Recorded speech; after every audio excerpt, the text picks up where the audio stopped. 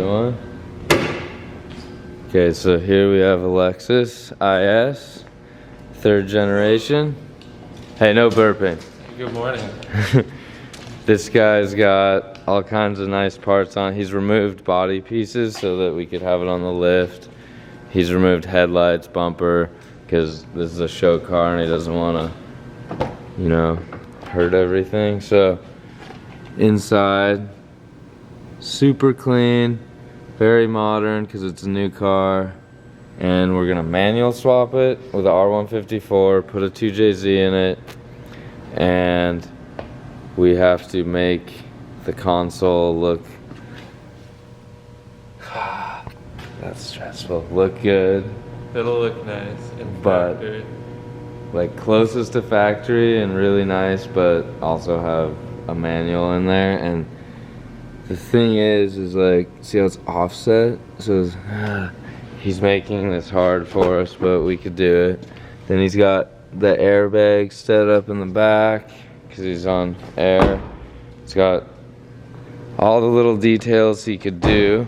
So then next up, he wanted a manual and a 2J. So let's look under the hood. We wanted to start it for you guys and show you that it's like a full running car that he brought here, and then we are going to change everything. This isn't gonna go quick, I don't think. Yeah, you just know how it goes, so it'll be like in stages. But here, start it up, Joe. See if it starts.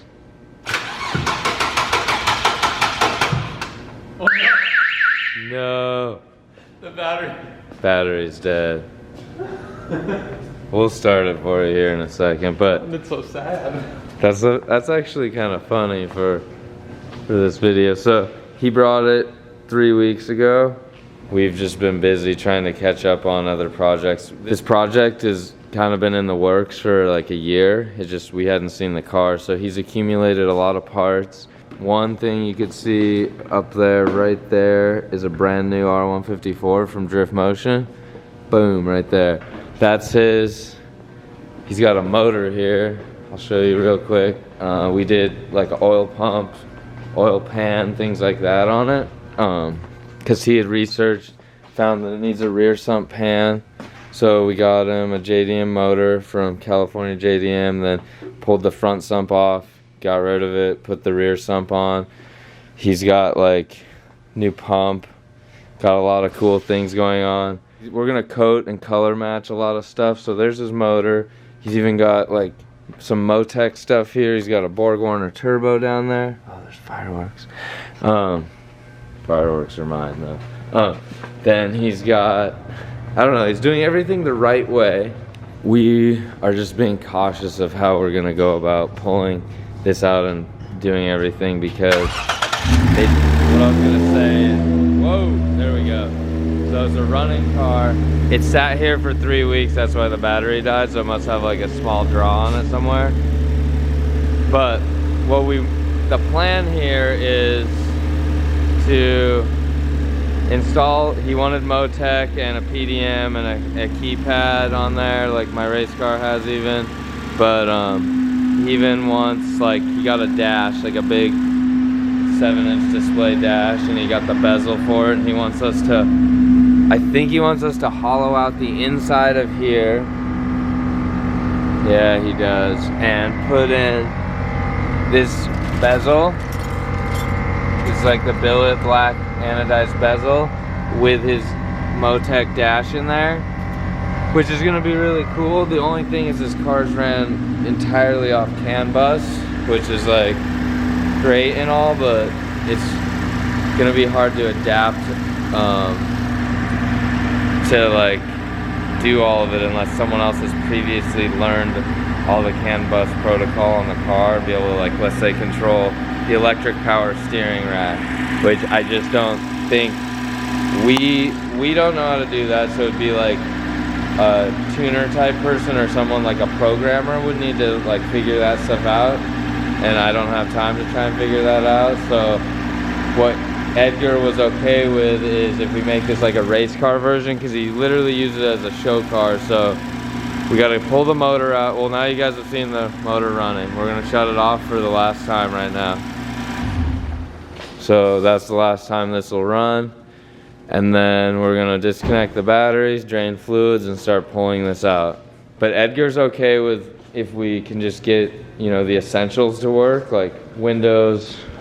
Obviously he does need power steering, but we could go to the previous gen IS and probably get, because the chassis width is probably very similar, maybe the bolt pattern of the rack into the subframe. There's gotta be a way to adapt everything and still get this to work. So now we have our work cut out for us. We're gonna start doing that. If we can find someone that wants to set up CAN bus to control all these things, like power steering and all the other things in there, we'll get as much of it to work as we can. He'll probably be into that, but if we can't, he's also into the idea of it's just like his windows and whatever the main things he can get to work, blinkers and whatnot, and then the rest be controlled on the keypad, which he probably wouldn't get to have AC, he wouldn't get to have a couple things because of how it might fit in here, or he'd have to do custom AC lines, get them made. We'll find out, but today we're gonna start. Got a lot of work ahead of us. We gotta go, guys. Talk to you later.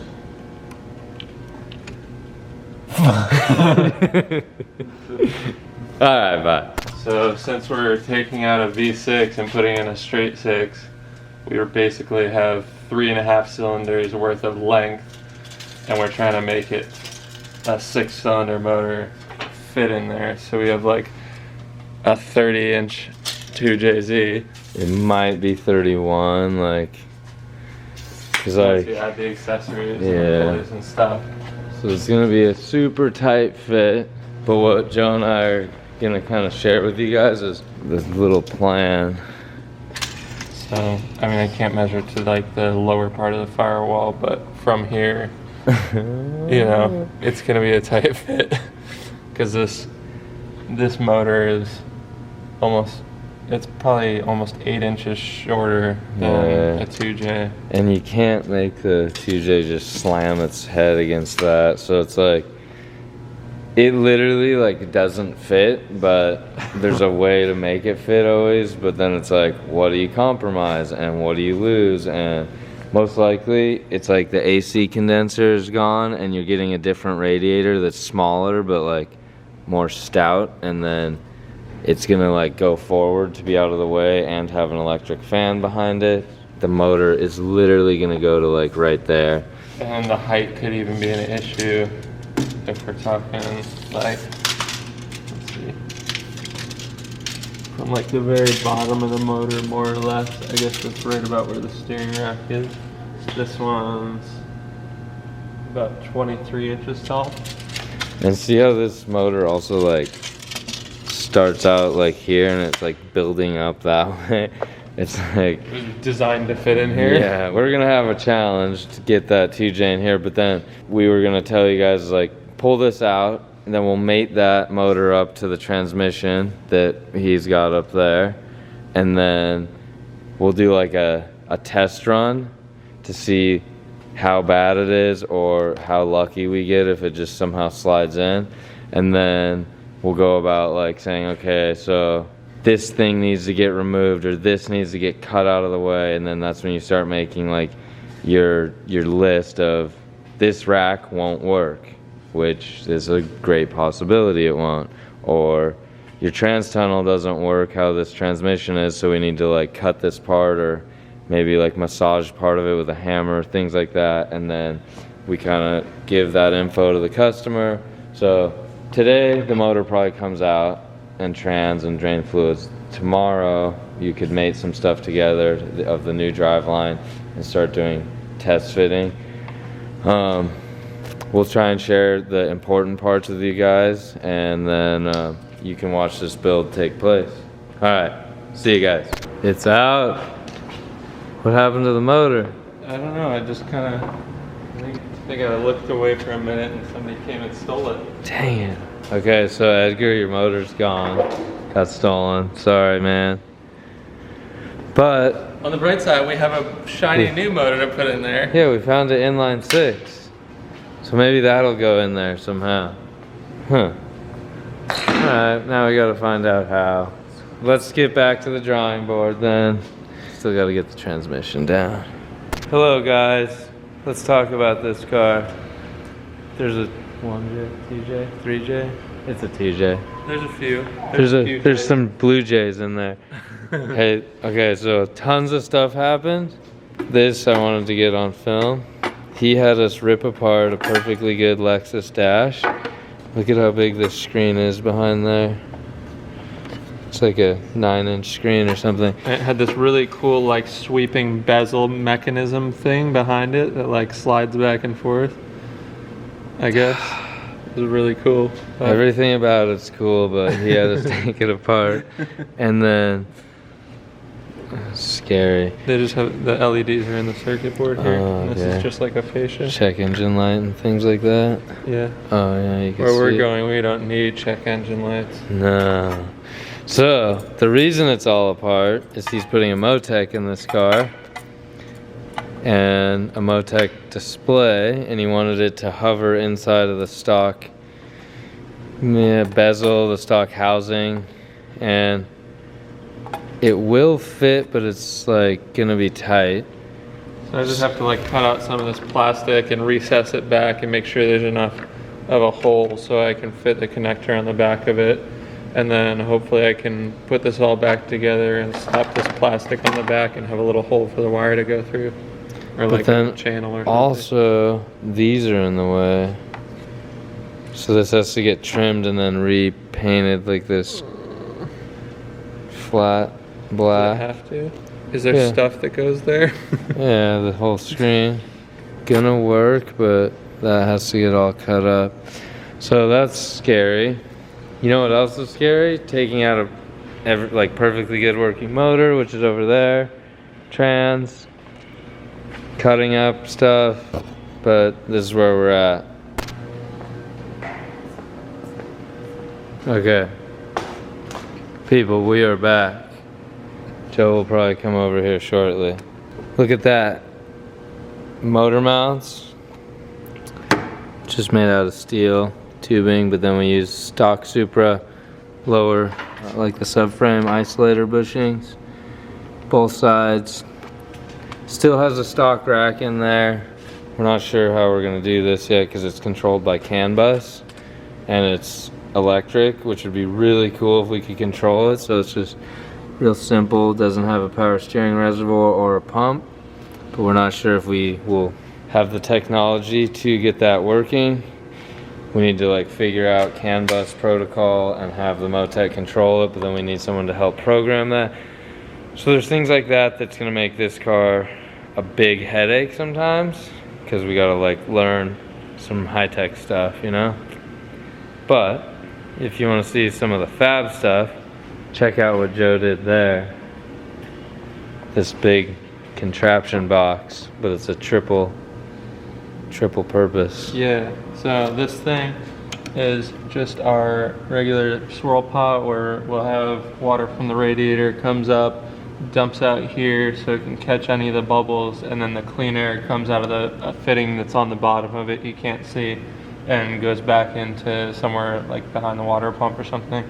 Wait, but you said clean air, but you mean like the calm down water? Yeah, clean water without any air bubbles in it. So like any air bubbles will get trapped in the top of the radiator usually, and then we can suck them off the top of the radiator so it bleeds properly.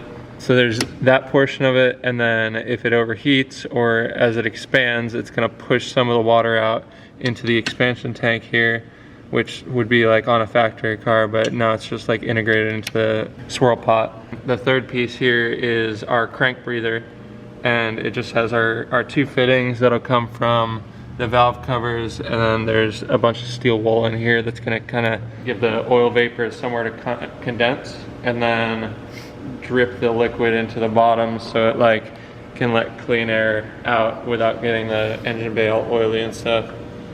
And then on the back on top of that, there's like a special little bracket that mounts onto the chassis, and then 3 bungs that mount the actual like assembly onto the bracket. So, and part of the reason we got the bracket to do what it's doing is see how I can fit the tip of this flashlight in there. So the idea behind that was right below where that engine chassis harness is coming through. That's the chassis harness, but where it's coming through the firewall there, we're gonna do a bulkhead connector in that general vicinity somewhere. We might have to still make a flat spot because that's not very flat for it to come through, but then quickly go inside that channel and run along the top of the firewall to get us to the other side of the motor.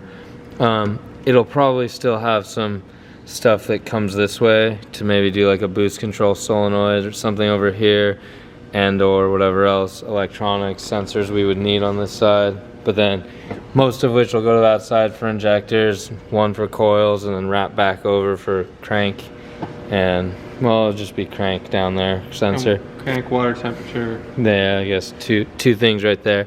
And then the main power from this probably ends up heading that way over to there, or it might just connect back over here. We haven't got that deep into the wiring yet for that. This is where the positive cable is from the original battery. Would just go there probably. Yeah, something like that. And then we modified this a little bit so it can work with his heater core, but he's not going to have AC because he ran out of space because he needed a big fabrication. Yeah, there's a big giant motor in here that wasn't as long and he needs to cool it. So yeah, we're still going to fit the intercooler. We're going to put a treadstone down in there. We kind of made this combo for this radiator. It's a dual pass Griffin. We know that JZs would get hot if they don't have like at least 3800 CFM if it's electric. We can't use the clutch fan anymore. It would have never worked right. So we went with the Durali dual fan shroud, and we kind of pieced this kit together for size wise, and then Joe fabs everything up to make it work and heavily modifies the radiator, but the radiator was the right size to fit, and we could pretty much guarantee that's going to keep 600 or 700 horsepower cool, but he's only going to make like 4 something.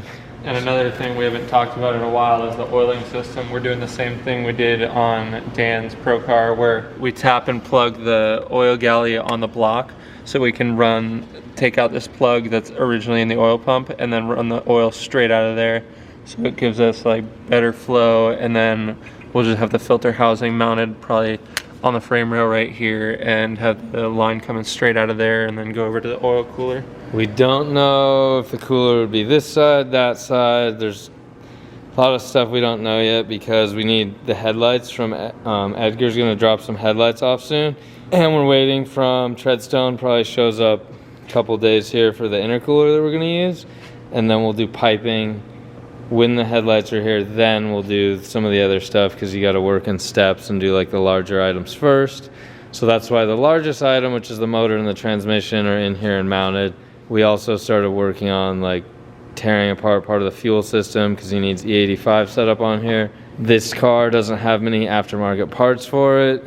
We got kind of like worried about this because sometimes there's easy solution where you just like buy a part and you're like, yep, that'll work, AN lines, and then now we're like, we have to cautiously like go where other people don't go with these cars and like learn as we go, which is fun, but like we also don't want to waste time and have to charge the customer for wasted time. So it's, I don't know, we just got to be careful on this one and try and be as productive as we can with our time. But then this was really kind of scary to take that all apart. I didn't do it, but Joe did it, but it's just scary looking at it all apart because it's like such an expensive thing that's just being taken apart. I know. I mean, none of it got damaged, so you can hopefully maybe sell some of it. But it's like, who wants to buy? I mean, it's like, I can't imagine it needing to be sold because who takes this apart? They just buy a new one. Yeah, and then this is so large. It's like if we could have just programmed that with the Motec thing, it's like, boom, you already got your dash, but nah.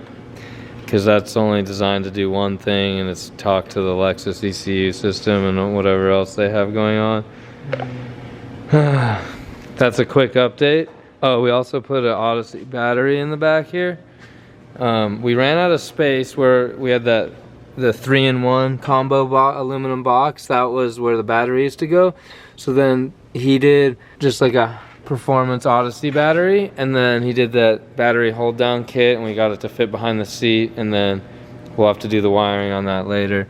And then our plan with this, which is where the fuel pump is, Joe had like kind of broke that down earlier, and we like saw that we aren't able to put an aftermarket pump in there because it has like the siphon Venturi style pump where it pulls from that side up over like where the drive shaft goes on the trans tunnel to get the fuel that's over there onto this side when it needs it. So then we're gonna have to leave that and feed from there, feed a surge tank that we can fit somewhere that's not in the cab of the car, because then it would need a firewall or it would just be like ultra dangerous, and this is not how we work here. So we're gonna have to either bring it all the way back to the trunk. No, we can't. That's full of stereo stuff and like the air system. We'll have plenty of room like in the front because it did have the 2 exhausts because it was a V6. So there's like hump. There's a hump where you could theoretically put it, but we might end up putting it further up the firewall because it might be Like just too close to the ground. Kinda. Yeah. We do have a lot of room under the intake manifold area. If we really had to, we could do something down in behind that motor mount like Joe's saying. Or like if we really had to, it could even be right here on this side, because we should only have like 2-10 lines on in that general area in here. But I don't know, more to come. This is a pretty cool update, and it fits. The hood closes. Everything's going nicely so far, but we haven't got to the ultra technical stuff yet. It's gonna get more technical as we go, and we'll try and share as much as we can with you guys. That's where we're at now. What do you guys think? We're excited about it, so we hope you guys are too. All right, until next time, guys. More 2JZ IS250 coming shortly.